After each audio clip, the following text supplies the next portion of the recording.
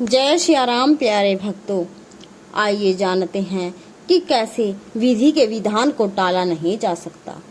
होनी होकर ही रहती है। जिस व्यक्ति की मृत्यु जहाँ पर लिखी होती है, मनुष्य वहीं पर पहुँच जाता है। होने को कोई भी टाल नहीं सकता है। मानव जीवन में समय और परिस्थिति और स्थान बड़ी भूमिका अदा करते हैं। कई बार कुछ भी घटित होना होता है, उसी के अनुरूप ही परिस्थितियां बनती चली जाती हैं। कलयुग में एक ही चक्रवर्ती सम्राट हुए हैं और वो थे सम्राट विक्रमादित्य, जिनके नाम पर भारतवर्ष में विक्रम संवत की स्थापना हुई। विक्रमादित्य एक बहुत ही पराक्रम, विद्वान, कुशल, प्रजापालक, धर्मज्ञ और परोपकारी राजा थे। राजा विक्रमादित्य अपने प्रजा को पुत्रवत की तरह प्यार करते थे तथा रात्रि में वेश बदलकर अपनी प्रजा के हालात और कुशल क्षेम जानने के लिए नगर भ्रमण हेतु निकल जाया करते थे। एक बार यूं ही राजा विक्रमादित्य वेश बदलकर देर रात्रि में नगर भ्रमण करने के लिए निकले। भ्रमण करते करते अमृत वेला का समय हो गया। पांव फटने लगे थे। भोर के इस समय राजा विक्रमादित्य नगर की परिक्रमा वाले मार्ग से गुजर रहे थे। मार्ग के दूसरी ओर घना जंगल प्रारंभ हो जाता था। अचानक राजा ने देखा कि एक नौजवान लकड़हारा कंधे पर कुल्हाड़ी के लेकर जंगल में प्रवेश कर गया और लकड़ी काटने के लिए एक ऊंचे वृक्ष पर चढ़ गया। तभी राजा विक्रमादित्य ने देखा कि एक भयानक रीछ दौड़ आया और उसी वृक्ष पर चढ़ने लगा, जिस पर वह नौजवान लकड़हारा लकड़ी काट रहा था। रीछ को वृक्ष पर चढ़ते हुए देखकर राजा को बड़ा अचंभा हुआ, क्योंकि रीछ तो वृक्ष पर कभी चढ़ ही नहीं सकता। उस नौजवान लकड़हारे ने जब रीछ को अपनी ओर आते हुए देखा तो उसके हाथ पांव फूल गए और भय के कारण उसके हाथ से वृक्ष की टहनी छूट गई और पृथ्वी पर गिरकर उसके प्राण चले गए। तब रीछ वृक्ष से नीचे उतरा और राजा को देखते ही देखते उसने एक सुंदर लड़की का रूप धारण कर लिया और जंगल के समीप ही स्थित एक कुएं की जगत अथा मुंडेर पर जाकर बैठ गई। राजा दूर खड़ा कौतूहल से यह सब देख रहा था और सोच रहा था कि यह लड़की बना हुआ रीछ अब क्या करेगा। थोड़ी ही देर में राजा को दो सिपाही जो रात्रि गश्त पर थे उधर आ निकले और इत्तेफाक से दोनों सिपाही आपस में सगे भाई थे। छोटे भाई की नजर जब कुएं की मुंडेर पर बैठी उस सुंदर लड़की पर पड़ी तो बड़े भाई से बोला, देख भाई, कितनी सुंदर लड़की बैठी है। मेरा मन कर रहा है कि मैं इससे विवाह कर लूं। बड़ा भाई बोला, बड़े भाई के होते हुए छोटा भाई कैसे विवाह कर सकता है। बड़ा होने के नाते पहले मेरी है, इसलिए इससे विवाह तो मैं ही करूंगा। तब छोटा भाई बोला, इसे पहले मैंने देखा है, इसलिए इससे विवाह तो मैं ही करूंगा। तब बड़ा भाई बोला कि हम तो व्यर्थ ही झगड़ रहे हैं, क्यों न हम इस लड़की से ही पूछ ले। यह हम दोनों में से जिसे पसंद करेगी वही इस लड़की से विवाह कर लेगा। इस प्रकार आपस में निर्णय करके दोनों भाई उस लड़की के पास पहुँचे। बड़े भाई ने उस लड़की से प्रश्न किया, हे सुंदरी, आप कौन हो और यहाँ क्या कर रही हो। वह लड़की बोली, मैं पास ही के एक गांव में रहती हूँ और अपने पति की तलाश में निकली हूँ। छोटा भाई बोला, तुम्हारा पति कहाँ है? तुम चाहो तो उसे ढूंढने में हम तुम्हारी मदद कर दें। तब वह लड़की बोली, अभी तो मैं कुंवारी हूँ और किसी योग्य वर की तलाश में निकली हूँ। तब छोटा भाई बोला, हम दोनों भाई भी अभी कुंवारे हैं, यदि तुम चाहो तो हम में से किसी एक से विवाह कर सकती हो। लड़की बोली, मैं तुम दोनों में से एक से विवाह तो कर लूंगी, परंतु मेरी एक शर्त है। दोनों भाई बोले, क्या शर्त है तुम्हारी?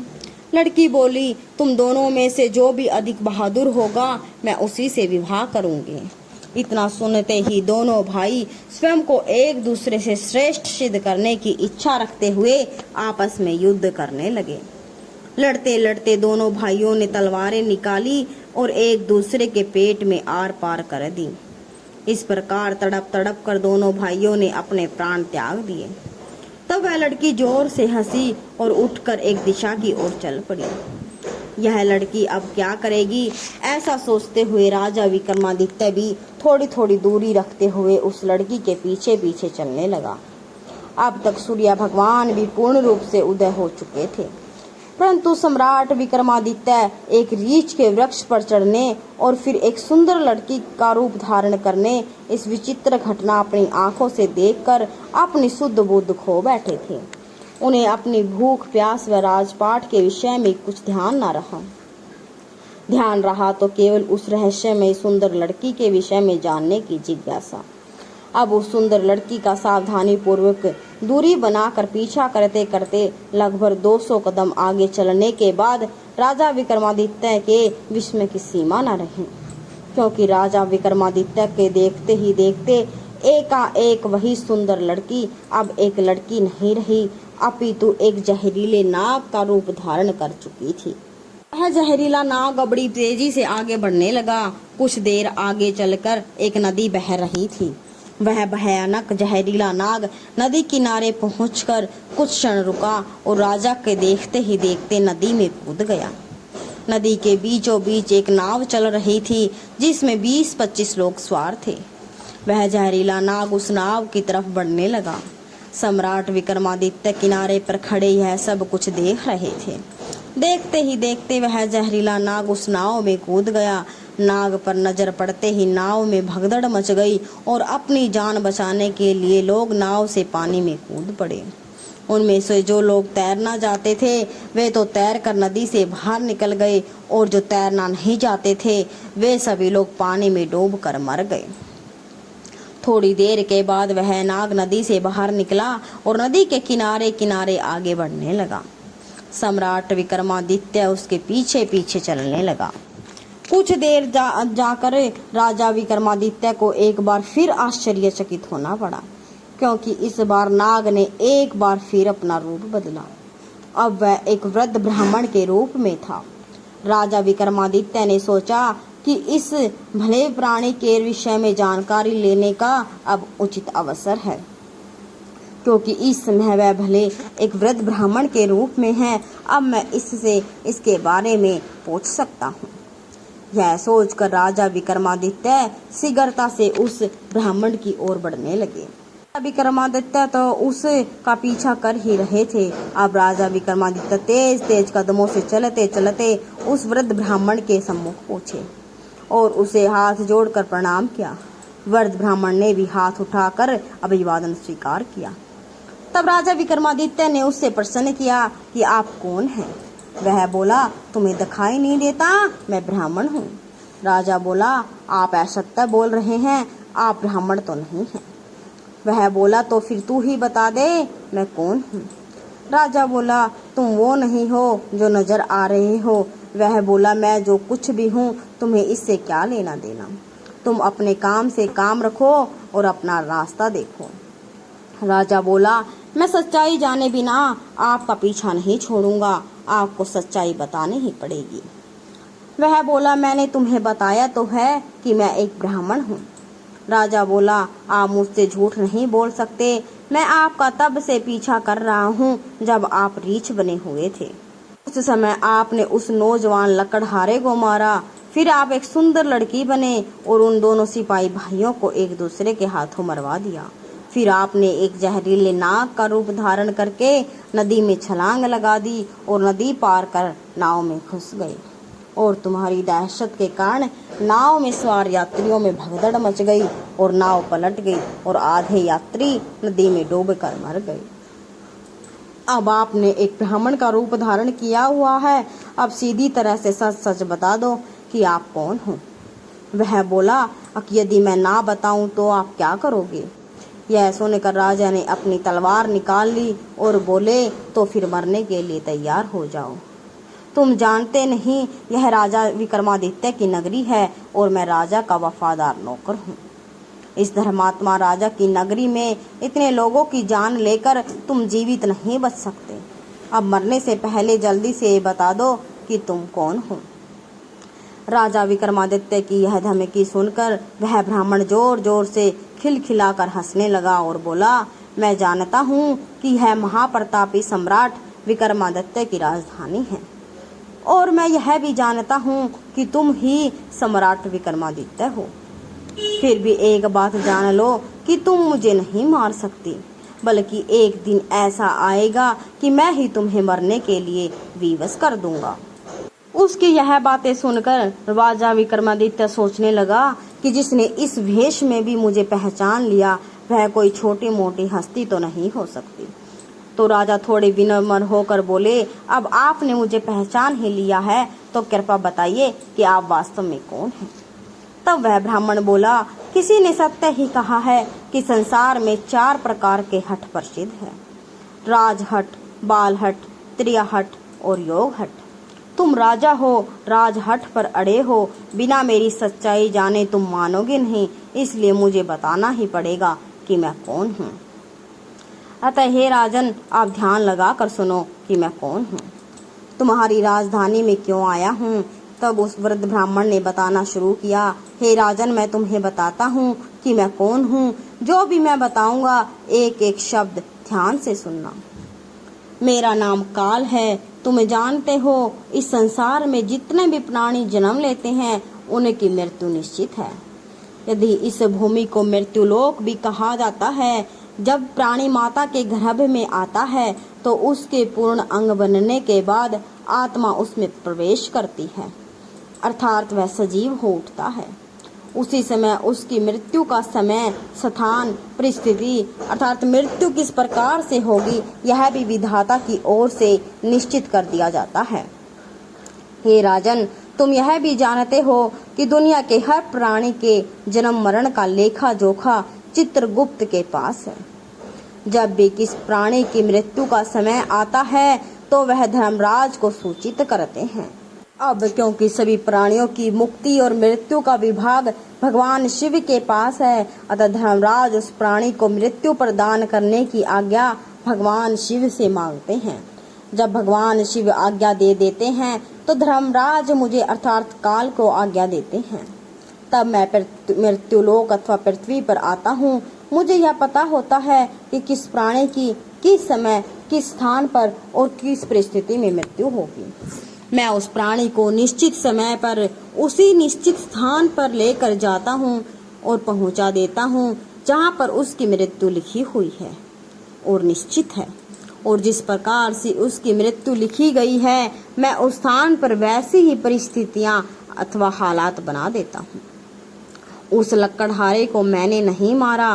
राजा विक्रमादित्य बोले, तुम फिर झूठ बोल रहे हो। मैंने स्वयं अपनी आंखों से देखा है कि तुम उस लकड़हारे की मृत्यु का कारण तुम ही हो। वृद्ध ब्राह्मण बोला, बेशक कारण मैं बना, लेकिन सांसारिक लोग तो यही समझते हैं कि लकड़हारे की मृत्यु वृक्ष से गिरकर वृक्ष का टहनी टूटने के कारण हो, और फिर मुझे तो मृत्यु देव धर्मराज के आदेश का पालन करना ही पड़ता है। उसकी मृत्यु वृक्ष पर से गिरने के कारण लिखी गई थी, इसलिए मैंने रीछ बनकर वैसी ही परिस्थितियां व हालात पैदा कर दिए। नहीं तो जरा सोचो, यदि असली रीछ होता तो क्या कभी पेड़ पर चढ़ पाता? कभी भी नहीं।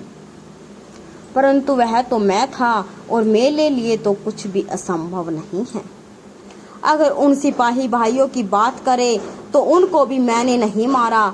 उनकी मृत्यु एक दूसरे के हाथों लिखी थी, अतः उनके लिए मुझे सुंदर लड़की बनना पड़ा। नाव में सवार कुछ लोगों की मृत्यु पानी में डूबने से लिखी थी, इसके लिए मुझे भयानक नाग का रूप धारण करना पड़ा। हे राजन, मुझे लगता है कि अब तो आप अच्छी तरह से समझ गए होंगे कि मैं कौन हूँ और तुम्हारी नगरी में क्यों आया हूँ, और यह भी समझ गए होंगे कि समय, स्थान और परिस्थिति की सांसारिक प्राणी के जीवन में कितनी बड़ी भूमिका होती है। राजा विक्रमादित्य ने उस ब्राह्मण रूपी काल की बातें बड़े ध्यान से सुनी और गंभीर हो गए। काल कहने लगा, हे राजन, अब मैं चलता हूँ। राजा विक्रमादित्य बोले, हे कालदेव, आपने मुझे बहुत अच्छी जानकारी दी जिसके लिए मैं आपका आभारी हूँ। कृपा जाने से पहले मेरे एक और प्रश्न का उत्तर देते जाइए। कालदेव बोले, पूछो, क्या पूछना चाहती हूँ?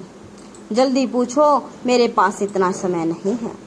फिर राजा बोले, कृपा करके मुझे यह बताइए कि मेरी मृत्यु कब, किस स्थान पर और किस प्रकार से होगी। कालदेव बोले, हे राजन, मैं यह तो बता सकता हूँ कि तुम्हारी मृत्यु कहाँ और किस प्रकार से होगी, परंतु यह नहीं बता सकता कि तुम्हारी मृत्यु कब होगी। फिर राजा विक्रमादित्य बोले, हे कालदेव, मृत्यु का समय बताने में आपको क्या आपत्ति है। कालदेव बोले, हे राजन, यदि मैंने पहले ही आपको मृत्यु का समय बता दिया तो इसी क्षण से आप चिंताग्रस्त हो जाओगे, और आप तो जानते ही हो कि चिंता चिता के समान होती है। अभी तो आपको अपने शासन काल में बहुत से शुभ और जन कल्याण के कार्य करने हैं। फिर राजा विक्रमादित्य बोले, चलो समय न सही, ये तो बता दो मेरी मृत्यु कहाँ और कैसे होगी। कालदेव बोले, सुनो राजन, तुम्हारी मृत्यु तुम्हारी ही महल में सीढ़ियों पर से पांव फिसल कर गिरने के कारण होगी। इतनी बात सम्राट विक्रमादित्य को बताकर ब्राह्मण रूपी काल शीघ्रता से एक दिशा की ओर चल पड़े और कुछ दूर जाकर विलुप्त हो गए। इस वक्त तक सूर्य भगवान भी पूर्ण रूप में अस्त हो चुके थे। चारों तरफ अंधकार छा गया था। राजा विक्रमादित्य अब तक शारीरिक और मानसिक रूप से थक चुके थे, अतः मन में गहन सोच विचार लिए हुए तेज कदमों से अपने महल की ओर प्रस्थान कर गए। और आगे चलकर सचमुच में ऐसा ही हुआ। राजा विक्रमादित्य की मृत्यु अपने महल की सीढ़ियों से फिसल कर गिरने से ही हुई थी, और इस कथन की पुष्टि इतिहासकारों ने भी की है। तो दोस्तों, आपने जाना, विधि के विधान को कोई नहीं टाल सकता। जिस व्यक्ति की मृत्यु जहाँ पर होगी, भगवान उसका समय और काल और स्थान तभी निश्चित करता है, और वो निश्चित ही रहता है। तो दोस्तों, अगर वीडियो पसंद आए तो चैनल को सब्सक्राइब जरूर करें। जय श्री राम, जय श्री कृष्ण।